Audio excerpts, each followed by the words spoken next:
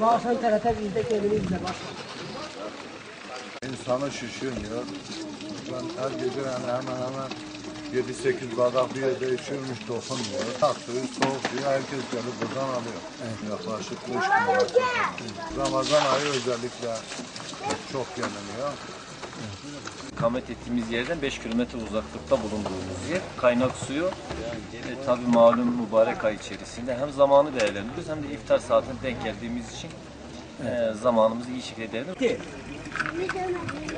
Az bir röportaj yapabilir seninle. Buyurun. Çok rahat.